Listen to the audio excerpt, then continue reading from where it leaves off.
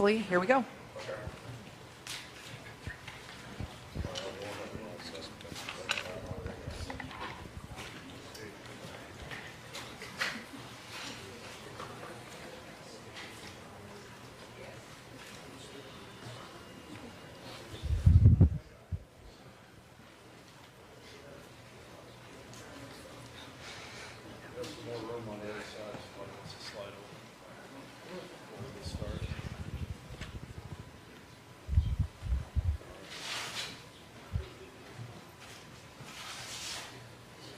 Okay, good afternoon. We'll be giving another update relative to the Steve Stevens, the Facebook shooter case this afternoon. Please bear in mind that this investigation is in the very early stages, and though we will take questions, there's still some information to be gathered. Speaking this afternoon will be Mayor Frank Jackson, Chief Calvin Williams, Special Agent in charge of the Cleveland Office of the FBI, Steve Anthony, and Pete Elliott, U.S. Marshal. Mayor. Well, we have closure in regards to the search for Steve Stevens. The chief and the other law enforcement will give you the details of that. I want to, again, give our condolence to the family, the Godwin family, and all of its members, and really, again, thank them for the way in which they've handled this very tragic situation, not only for them personally, but for the community as large. Also want to thank the community. There was a lot of support from the community, not only in terms of the family, but in terms of the law enforcement effort and the kind of information and tips that we were given. And I want to thank our partners, the federal, state, county, local, and other state law enforcement agencies that helped in this regard. And finally, I want to emphasize the fact that this particular incident received a lot of attention, and rightfully so, because it was a loss of innocence, an innocent victim. We, however, have many, many homicides, not only in Cleveland, but throughout this nation. And ultimately, I believe one of the things this has taught us, that we cannot resolve this underlying issues of violence, particularly gun violence, if we do not function and operate and have the same compassion and commitment that we've shown here as a community. And finally, I want to thank you as the media. You were very helpful to us in keeping things straight, keeping the facts straight, reporting the stories in a way that that really helped us to be able to do our job. So, Chief. Thanks, Mayor. I want to officially announce that the search for Steve Stevens has ended.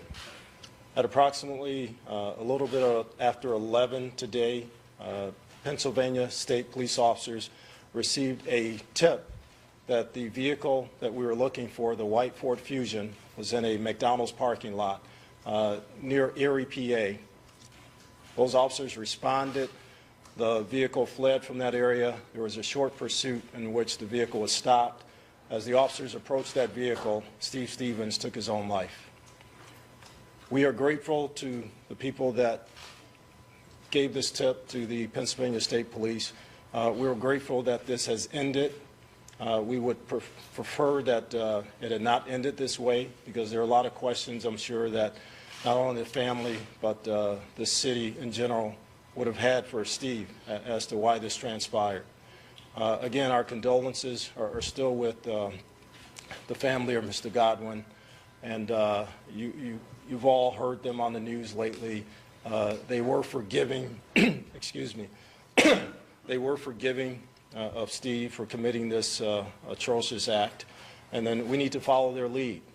As the mayor stated, there are other victims in the city and around this country, and we continue to work hard to bring closure to those families also. There are a lot of things about this that we don't know, a lot of circumstances that we're still gathering. As Detective Chotz said, Sergeant Chotz, I'm sorry, stated, we're in the early stages of this. It's been probably less than an hour since this transpired. So as we get that information, we'll get it out. but I know that my partners here, Steve and Pete, would like to come up and say a couple words. Steve? Just real quick, as we discussed, the goal from 2 o'clock Easter day was to make sure that no one else was a victim of violence by Mr. Stevens. And even though investigation is continuing, we believe that to be the case. That was the #1 goal.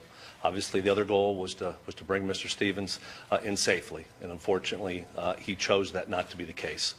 So again, we thank the public. As we said from day one, less than 45 hours ago, the public would be key to bringing the tip that was needed to resolve this situation. That's exactly what happened, and kudos to the Pennsylvania State Police for doing an outstanding job and in addressing the tip and bringing this to a conclusion. With that, Pete. Thanks, Steve. Just real quick, I want to thank all the men and women standing up here for their dedication, but I also want to thank all the Deputy U.S. Marshals, FBI agents, Cleveland police officers, all the officers who have been up all night for the last couple nights working on this case, pursuing every single lead. So I want to thank them for their dedication and their service. Thank you. Before we take questions, just really quick, no information regarding law enforcement tactics is going to be discussed. So we'll open it up now for questions. Chief, talk to us a little bit more about that pursuit, how exactly it unfolded. I know you weren't there, but Again, we're trying to get that information from the Pennsylvania State Police officers. We initially got the information it was a short pursuit in which the vehicle was stopped. As the officers approached the vehicle, Steve took his own life. Did you suspect he was already there? We had that ping that we talked about yesterday. We searched that area prior. We searched that area initially on Sunday when we got that ping up in that area of Erie, PA. We were in the process today of going back and doing a more thorough search of that area, both ground and air assets, when this transpired. You said previously, I know the U.S. Marshals had said either Stevens had killed himself or he was being helped by someone. Do you guys believe that he was being harbored by anyone throughout this 48-hour period? Again, we don't know. I mean, you know, anybody that's been, that way east in the Erie, PA area knows there are a lot of places to hide. There are a lot of remote areas. There are a lot of woods, farms and barns and things like that. So until we actually can get our investigators up there to confer with the state police officers and really look in the vehicle itself and maybe track back hopefully some people that may have seen him along the way today, we won't actually know where he was and what he was doing. Did he shoot himself in the head? I don't know. We don't know that Did he yet. die on the scene? Yes, he did. You had talked this morning about, Border Patrol was notified, you didn't know where he could be in the U.S. Is that kind of a diversion? Did you have a better idea? How'd you narrow it down? I can't comment on that. If you had narrowed it down, is there a reason why you wouldn't want that information out there to everyone? Well, we put out the information, first of all, locally here. We put out the information then statewide, and then we came back and we expanded that search. So as we got information through leads, through our investigators that have been working day and night on this, then we expanded that search area. Chief, is there any information prior to Erie where he was? Not that we have right now. Does he have any ties there that you know? Not that we know of right now, but again, we're taking a slow, cautious approach with this right now. We're making sure that we go back and retrace as much as possible. There may be connections that we don't know about, and if people in that area have maybe seen him and not put two and two together over the last couple of days, we're still encouraging them to call that FBI tip line. So this was a private citizen who called like 911? Again, I don't know. When we get that information, we'll get it out to you guys. Is there a higher level of alert in Erie because of that thing? I wouldn't say a higher level of alert, but we did have people actually on the ground in that area on several occasions looking at not only the surrounding area, but that immediate area for the ping. Have you had a Cleveland police presence in Erie since Sunday? No, not a Cleveland police presence, but our federal partners were engaged in that area. Are you guys disappointed? Have you done anything to alter his appearance, for instance, shaving his hair? Again, I don't know. You know, this happened, again, less than an hour ago. So our investigators are on their way now. We have several of our federal partners already there conversing with the state police in Pennsylvania. And as soon as we get all those details, we'll definitely push that back out. Have you spoken with the family, with Mr. Gunn? We've spoken with all the families involved, all the people that are really involved in this case. They've been notified, and we ask that you guys give them a little space in this because for them, it's not over. So we ask that you give them some space. Are you guys disappointed that it ended this way? I know you touched on it a little bit, but how disappointed are you? Well, I mean, this started with one tragedy and ended, you know, with another person taking their own life. And you know, loss of life is a loss of life. We would like to have brought Steve in peacefully and really talked to him to find out exactly why this happened, because there may be other people out there that are in similar situations that we can help by finding out why he did what he did and what kind of drove him to this. And we talked about this a little bit a couple days ago. You know, if there are people out there that are in a, what we call sometimes a dark place, or they think they need help, they need to reach out and call. They can call the Division of Police, and we can forward things to our Adams Board, our mental health community here in Northeast Ohio. But if you're feeling, you know, not quite right, and if there are things going on in your life that you need assistance with, you need to reach out and call somebody, and we'll get you that help. The Pennsylvania police said it was a brief pursuit. Do you know what the definition of brief is? Short. A lot.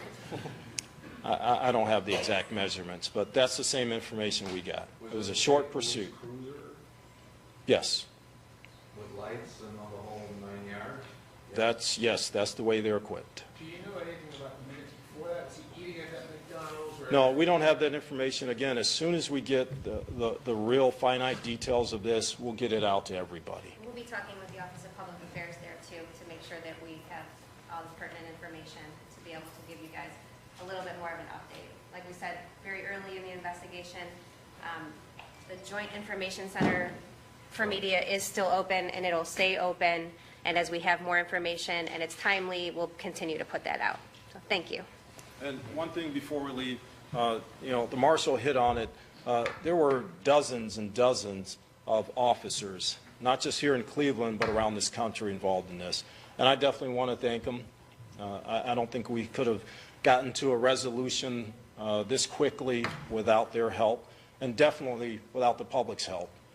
That's always crucial in incidents like this. So I want to thank our men and women out there in law enforcement, and definitely thank the people around the country that called in, again, almost 400 tips on this that we had to follow up on. And that just shows the vigilance of the people in this country. Did the partnerships created by the RNC help you to be able to mobilize quicker with federal resources, FBI, U.S. Marshals? Well, you know, the RNC was a big test for us, but we had these partnerships long before the RNC. I mean, I've known Steve for over 10 years. I've known Pete for over 15 years. Eric from ATF, Drew. I mean, we've worked together in the city for the last 20 years. So a lot of people talked about us coming together. We're always together. You know, I call these guys and they're there just like that, and vice versa. So there is no disconnect with law enforcement here in Northeast Ohio. Do you worry with all the attention that's gotten this high-profile case that there could be a ripple effect that other people might be encouraged? No, we're not even putting that energy out there. I think everybody has learned from this. I think the people on social media kind of know the power, and I think they know the harm it can do.